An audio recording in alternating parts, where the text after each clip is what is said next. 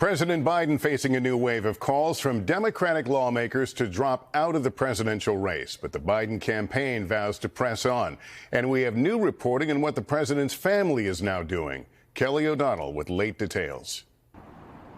Tonight, more evidence of a widening split inside the Democratic Party over who should lead the fight to November. New resolve from the Biden campaign. Joe Biden is more committed than ever to beat Donald Trump. But new rejection from Democrats who say a new leader is needed. At least 12 more congressional Democrats came forward today, calling on President Biden to leave the race. More than 30 so far. The president is not capable of delivering the message in an effective way. Including senators in tight races, New Mexico's Martin Heinrich and Montana's John Tester. And unease from Pennsylvania's Bob Casey, who has a long relationship with President Biden and has not called for him to drop out. I don't think there's a specific timeline, but I do think it's going to be very soon where we have to begin to move forward. Today, House Democratic Leader Jeffries standing firm. President Biden, as I've said repeatedly, is our nominee. He has a tremendous track record of success. The Biden campaign chair calls this a tough several weeks. There's no doubt that it has been. And we've definitely seen some slippage in support, but it has been a small movement.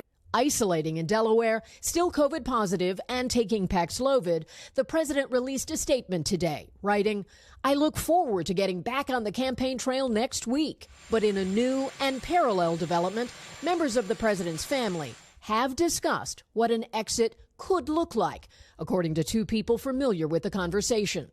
Another source close to the president said he is hurt and he is angry by the Democratic pressure campaign.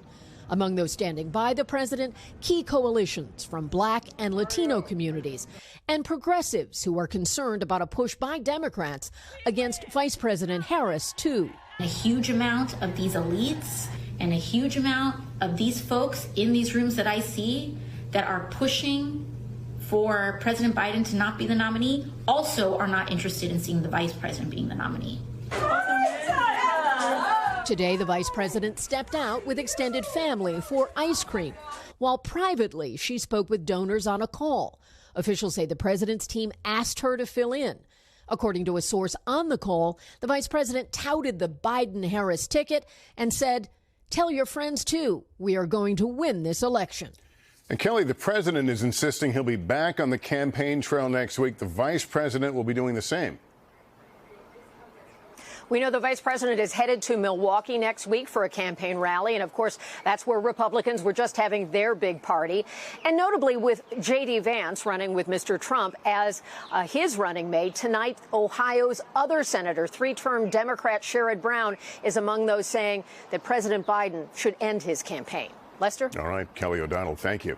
Now to former President Trump's speech at the Republican National Convention. He recounted the moments when a would-be assassin's bullet almost killed him.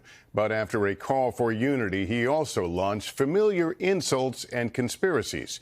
Here's Hallie Jackson. Former President Trump stepping off his plane early this morning after stepping off the stage in Milwaukee. Balloons dropping on the final night of the Republican convention. I proudly accept your nomination for President of the United States.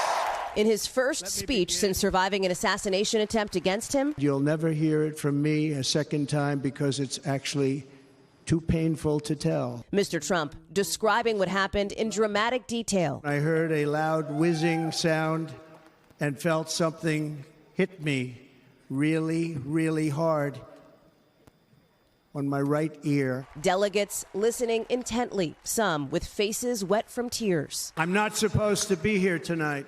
Not supposed to be here. Yes, you are. And I'll tell you, I stand before you in this arena only by the grace of Almighty God. The former president surrounded by images from the shooting Saturday in Pennsylvania. And also on stage, the gear of Corey Comperatore, the firefighter dad killed at the campaign event.